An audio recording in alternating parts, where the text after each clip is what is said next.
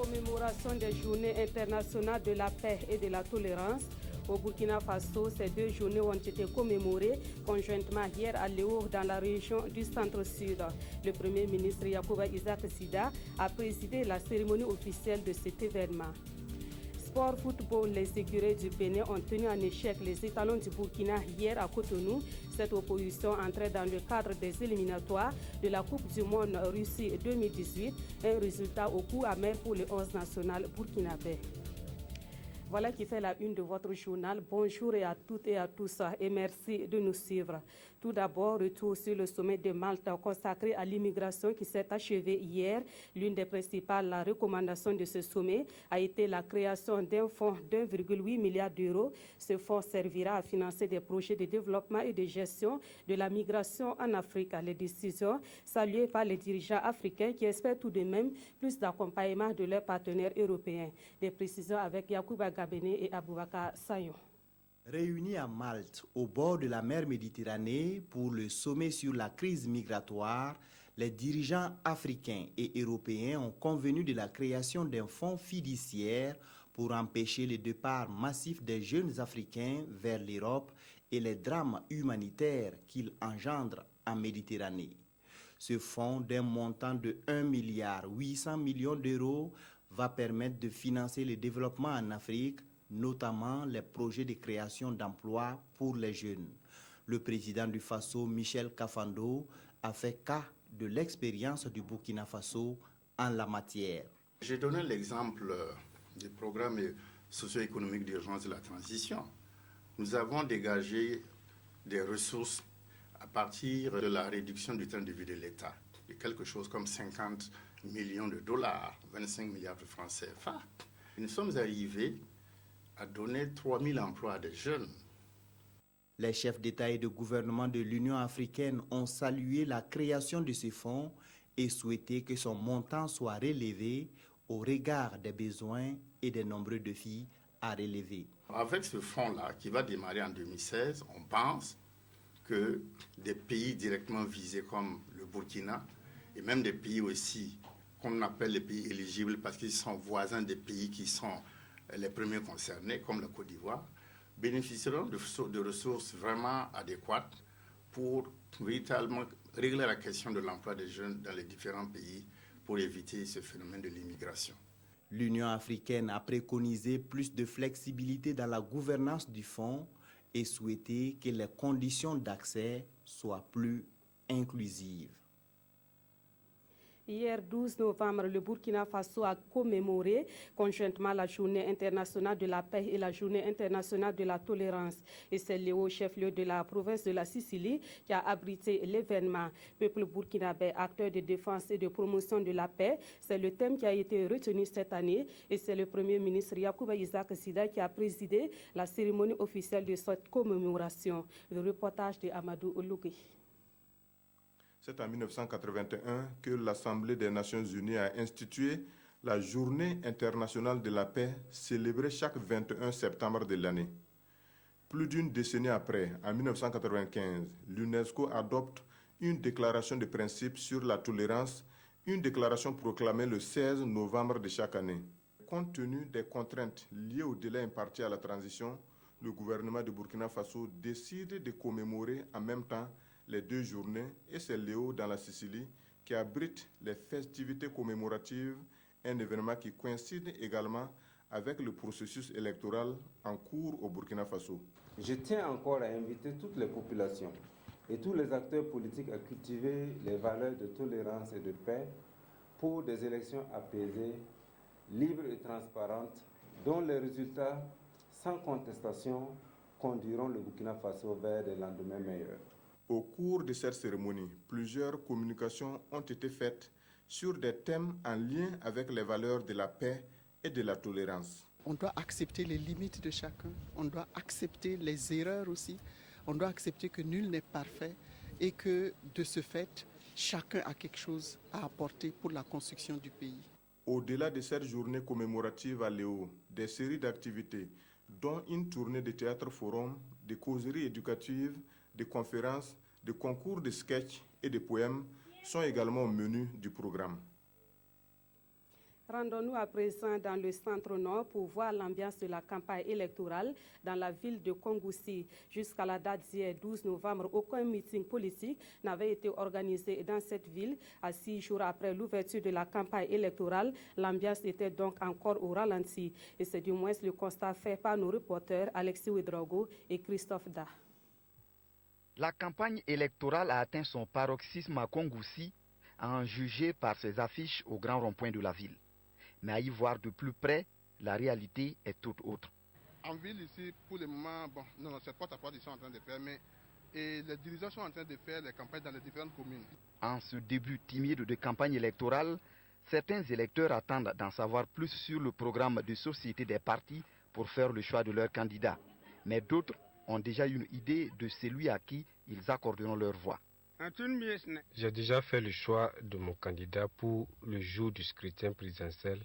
Mon choix, c'est celui de la majorité. Il faut qu'ils viennent exposer leurs idées pour qu'on sache à qui vraiment faire confiance. À côté de cette ambiance morose, 5 jours après le lancement officiel de la campagne électorale, l'un des sujets qui anime les débats est la mesure interdisant les gadgets. La campagne cette année, il n'y a pas de distribution des t-shirts. En tout cas, c'est une très bonne chose. Avant, on nous distribuait les t-shirts, le sel et bien d'autres choses. Si l'interdiction des gadgets est dans l'intérêt de tous, c'est la bienvenue. Du reste, la population de Kongoussi dans le BAM et ses plus de 30 000 électeurs souhaitent des élections apaisées et qui gagne le candidat qui le mérite. Revenons à Ouagadougou pour dire qu'une délégation du Conseil régional de l'Ordre des médecins de Ouagadougou était hier au Conseil national de la transition. Les membres de cette délégation ont échangé avec le président du CNT sur les missions de leur structure. Le corps médical est confronté à des difficultés et ces difficultés ont également été expliquées à Chérif Si. Pour plus de précision, on écoute le chef de la délégation. Il est au micro de Amandine Lalsaga. Nous avons pensé qu'il était important, avant la fin de la transition, de rendre une visite de courtoisie au président du Conseil national de transition pour lui présenter les missions réalisées par le Conseil régional de l'Ordre des médecins de Ouagadougou, qui est la plus grosse région ordinale parmi les 4 qui existent, et aussi lui expliquer les difficultés que nous rencontrons et attendre de lui beaucoup de conseils, puisque ces difficultés sont inhérentes à la mise en œuvre de la loi votée à l'Assemblée, donc ça relève de ses prérogatives. Alors les difficultés que nous rencontrons, ce sont des difficultés financières dans le cadre de la mise en œuvre du plan stratégique qui a été élaboré par l'Ordre des médecins. Si nous prenons les détails, la traque des faux médecins dans la cité, ça génère autant de dépenses qui n'étaient pas prévues par les dispositions réglementaires. Donc aujourd'hui, il faut trouver les moyens pour continuer cette mission publique de protection de la population. Et il a promis de relire nos documents et de nous apporter tout le soutien nécessaire, ce d'autant plus que nous avons déjà posé des actes qui montrent que nous sommes au service public et il est de son intérêt de nous apporter un soutien puisque lui également est là pour la protection de la population pour un intérêt public. En 2014, le Burkina Faso a bénéficié de 553 milliards de francs CFA comme aide au développement. Cet appui extérieur a servi au financement des secteurs clés de développement. Ces secteurs sont la santé, l'agriculture, l'eau et l'assainissement. Le rapport sur l'aide au développement accordée au Burkina Faso a été présenté hier à Ouagadougou. Des précisions avec Kousoun Koulibaly et Zalissa Sanfo. Environ 553 milliards de francs CFA. C'est la somme que les partenaires techniques et financiers du Burkina Faso ont injectée dans le pays sous forme de dons ou de prêts. L'agriculture, la santé, l'eau et l'assainissement et l'éducation représentent 59% de cette aide. Ce rapport sur la coopération de développement fait ici montre que l'appui de l'année 2014 est en baisse d'environ 8% par rapport à celui de 2013. La raison évoquée, la crise socio-économique qui a secoué le pays, mais pas seulement. L'aide qui a baissé, cela est dû essentiellement au fait que nous avons eu d'abord des coopérations qui étaient à la fin. Nous avons la coopération, vous vous rappelez que l'ambassade des Pays-Bas a fermé. C'était un acteur important dans le financement qu'ils apportaient. Fournir un rapport sur l'aide au développement est devenu presque une exigence pour le pays des hommes intègres dans un souci de transparence. Ça permet donc à l'ensemble des acteurs, des partenaires surtout, de pouvoir se retrouver et d'avoir un document de référence. C'est le but de ce rapport, donc d'être un outil d'information et aussi de permettre à la population de savoir qu'en général, voici un certain nombre de partenaires qui interviennent et qui financent. La Banque mondiale est en premier rang au classement des partenaires du Burkina Faso en termes de fonds alloués. Elle est suivie de l'Union européenne, puis des États-Unis classés 3e. Dans la région du Nord, les activités ont repris depuis 6 mois sur le site minier de Namisigma. La bonne marche des activités de la mine est à mettre à l'actif du comité de suivi et de liaison de la mine qui avait été mis en place en août dernier par le gouvernement. Ce comité est un cadre permanent de dialogue entre le gouvernement, les responsables de la mine et les populations riveraines. Hier, à Wayouguya, le comité a tenu sa première session ordinaire sous la supervision du ministre en charge des mines, Issa Kafando et Draman Guéné. Sous la présidence du ministre des Mines, le comité de suivi et de liaison de la société minière True Gold tient sa toute première session ici à Wayouguya. Ce cadre permanent de dialogue tripartite entre le gouvernement, la mine et les populations riveraines vise à prévenir les crises lors des exploitations minières. C'est une approche que le gouvernement de la transition a maintenant pour favoriser justement des exploitations apaisées et justement des ressources minières de notre pays. Ce comité est installé en août dernier et déjà les résultats sont palpables. Il y a eu des cas d'indemnisation des propriétaires terriens, il y a eu des structures qui sont venues poser des situations pour réclamer quand même qu'ils soient pris en compte dans certaines démarches de recrutement d'entreprises ou l'employabilité. Donc à chaque fois que du besoin, nous avons un circuit de la mairie au niveau de la mine et chaque fois que le problème est posé, nous acheminons ça auprès de la mine. Qu'ils expriment leurs besoins et nous à notre niveau aussi nous allons exprimer nos besoins et de cette façon nous allons pouvoir arriver à des points d'accord et pouvoir avancer. Grâce aux négociations engagées par le gouvernement, cette mine de Namisigma a rouvert porte en mai dernier après 6 mois de suspension d'activité. Actuellement, les travaux de construction avancent avec 73% de taux d'exécution et le premier lingot d'or est attendu ici en début 2016.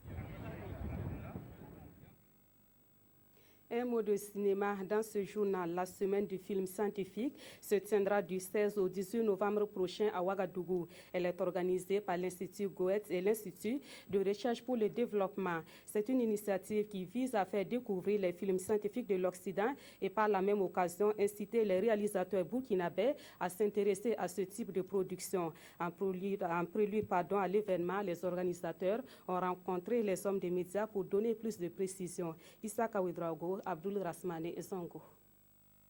Du 16 au 18 novembre s'ouvre dans une dynamique partenariale la semaine du cinéma scientifique à Ouagadougou. L'Institut Goethe et l'Institut de recherche pour le développement IRD sont les organisateurs et expliquent les tenants et aboutissants de l'initiative. Un projet très pertinent et bien par rapport à la découverte de sciences à un public cible qui est plutôt jeune et qui va peut-être découvrir aussi leur curiosité par rapport à les sciences. Donc le thème de cette année, c'est le dérèglement climatique. Et nous avions voulu savoir si dans la ville du FESPACO, on pouvait faire et attirer un public sur le film scientifique, qui est je dirais, une discipline très particulière, mais dont la recherche pour le développement et le pays Burkina Faso a excessivement besoin. L'association des journalistes scientifiques du Burkina participe aussi à l'événement. Les projections, elles, se dérouleront à l'amphithéâtre de l'Université de Ouagadougou et à l'Institut Goethe. Autre point de l'actualité, et nous parlons de sport à présent. C'est une période difficile que traversent les étalons du Burkina Faso. Ils sont tombés hier au stade de l'Amitié de Cotonou sur le score de 2-1. Ce match contre les écureuils du Bénin entrait dans le cadre des éliminatoires de la Coupe du Monde Russie 2018. Le résultat des étalons est d'un goût amer que nous relate Amadou Ilboudo et Lassina Sawadougou. Les étalons peuvent nourrir des regrets à l'issue de ce match aller face aux écureuils du Bénin au stade de l'Amitié. Eux qui ont fait le fouet pour se faire battre face à une équipe béninoise sans repère aucune qui n'en demandait pas mieux. Déjà à la dernière seconde de la première période et contre toute attente, le Bénin obtient un penalty sur une faute de la paire Yago Bako. Stéphane Cesséon transforme. Fin de la première période. Une période dominée par une équipe de Burkina qui semblait avoir retrouvé son élan avec un 11 qui a fière allure. Bertrand Traoré va manquer son duel face au portier béninois à la 13e minute. Une occasion qui méritait bien meilleur sort dans un match si important. Les étalons ont le pied sur le ballon mais ont du mal à concrétiser. Bertrand est sanctionné à la surprise générale sur ce ballon. Jonathan Putrapa à son tour sera contrarié par la défense béninoise, surtout que l'arbitre ferme les yeux sur cette faute. Le Bénin peut bien être heureux du score à la pause. Préjus Nakoulma présent en attaque sera récompensé sur cette frappe. Un but à l'extérieur qui fait du bien et qui concrétise la domination des étalons. Préjus Nakoulma de loin le meilleur étalon et encore la réception de ces ballons à la 71e minute. Son but est cette fois refusé. Hors-jeu décelé par le premier assistant. La fatigue est là. Charles Caboret, victime d'un mauvais coup, va céder sa place à Adam Aguirre. Les étalons souffrent. Les écureuils retrouvent un second souffle. Guernotro est sans réaction. Et ce ne sont pas les solutions pourtant qui manquent. En face, Omar Chomogo lui a déjà épuisé ses remplacements. Sans jus, les nôtres vont céder à la 85e minute. Du côté de l'AS Douane, l'on peut préparer la prochaine saison sportive avec plus de sérénité et pour cause, le partenaire et sponsor officiel de cette équipe lui a apporté une aide financière de 20 millions de francs CFA. La remise du chèque est intervenue hier au terrain omnisport de l'École nationale des douanes à Ouagadougou, Adama Guiti et Ruth Bini Ouattara. 23 millions de francs CFA, voilà qui est bien suffisant pour braver la suspension poussiéreuse dans des démonstrations de kata et de football. Cette somme représente le soutien de la société Cotecna à son partenaire principal et de toujours, la douane. Une intersaison joyeuse que l'association sportive de la douane va mettre à profit avec ce don pour donner un coup d'accélérateur à ces 5 disciplines sportives. C'est un choix judicieux qui s'inscrit dans le cadre déjà du partenariat qui nous lie à l'administration des douanes. L'administration douanière disposant d'une association sportive, nous avons trouvé tout à fait naturel d'être leur sponsor officiel suite à leur demande. Et nous attendons encore d'autres sponsors parce que ce n'est pas suffisant. Vous savez que le sport coûte cher.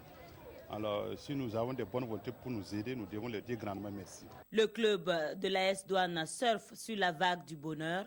L'équipe de football est affiliée à la Fédération burkinabé et a dorénavant le droit de participer au championnat de 3e division. Les équipes de judo et d'athlétisme ont raflé les trophées dans les compétitions locales. Tandis que l'équipe de volleyball se hisse championne nationale, celle de handball s'adjuge la 3e place du championnat chez les hommes et la 2e chez les dames. À l'issue des démonstrations des judokas, un match de gala entre l'équipe de l'AS Douane en jaune et noir et l'équipe de Cotecna s'est soldé par la victoire sans partage des douaniers, 4-1.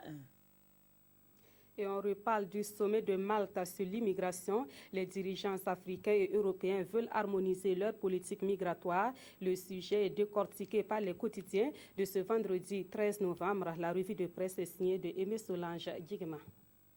Aujourd'hui, 13 novembre 2015, les journaux rebondissent sur le sommet de Malte sur la migration. L'observateur Palga nous apprend que l'Union européenne se dit prête à débloquer jusqu'à 1,8 milliard d'euros pour financer des projets de développement et accessoirement freiner l'exode, même s'il se demande bien que vaut ce fonds face à cet océan de misère dans lequel l'urgence est partout et à tous les niveaux. Pour l'Obs, bien plus que ce fonds, c'est d'un véritable plan Marshall que l'Afrique a besoin pour sortir de l'ornière et retenir sur place ses fils. Sidoyen nous rapporte que pour la CEDEAO, la voie de l'avenir, c'est celle de la collaboration et du partenariat. Le pays estime que la solution juste serait que l'on rende à l'Afrique sa liberté économique pour en faire un partenaire véritable à même de valoriser à son profit son immense potentiel de ressources naturelles et humaines. Et il faut également un engagement des Européens à mettre fin à leur soutien aux dictatures qui créent les injustices sociales à l'origine des conflits qui mettent les populations sur le chemin de l'errance.